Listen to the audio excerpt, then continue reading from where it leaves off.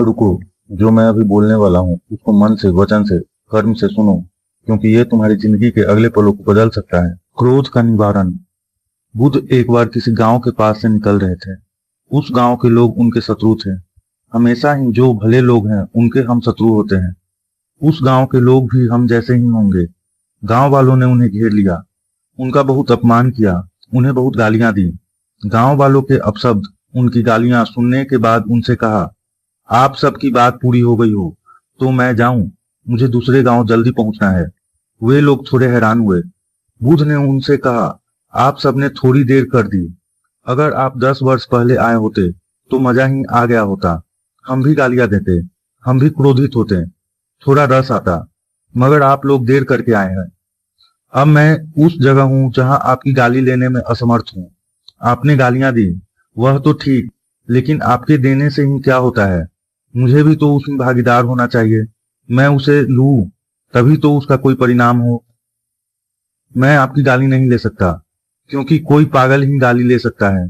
अभी मैं जिस गांव से निकला हूं, वहां के लोग मेरे लिए मिठाइयां लाए थे। मैंने उनसे कहा, मेरा पेट भरा हुआ है, तो वे मिठाइयां वापस ले गए। जब मैं नहीं लूंगा तो वे मुझे कैसे दे जाएंगे? बुद्ध ने गांव वालों से पूछा, वे लोग मिठाइयां ले गए होंगे तो उन्होंने क्या किया होगा? भीड़ में से एक आदमी ने कहा, बच्चों को बांट दिया होगा या परिवार में दे दिए होंगे। बुद्ध ने कहा, मित्रों, अब आप लोग बड़ी मुश्किल में पड़ गए। आपकी गालियां मैं नहीं ले रहा। अब आप लोग क्या करेंगे? घर ले जाओगे या आपस में बांटोगे?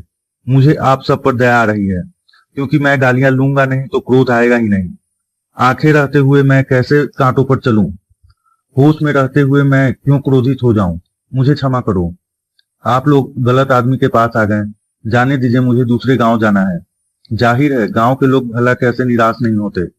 बुद्ध ने क्या कहा? यह बुद्ध भीतर से जाग गया है, इसलिए क्रोध अब नहीं है। भीतर आत्मा जागृत हो तो नीति वैसे ही चली आती है, जैसे आदमी के पीछे पीछे छाया चली आती है, वैसे ही नैतिकता धर्म के पीछे चली आती है, अपने आप, अनिवार्य रूप से। वह तो अपरिहार्य है, यह तो आएगी, इसे लाने का सवाल नहीं है। हम हजारों वर्ष से आदमी को नैतिकता लाने के लिए समझा रहे हैं, इसलिए नैतिकता नहीं आ पाई। आया है पाखंड और पागलपन। नैतिकता धर्म तक नहीं ले जाती, धर्म नैतिकता को ले आता है। धर्म की सुगंध है नीति। भीतर धर्म का फूल खिलता है तो आचरण में सुगंध फैल जाती है।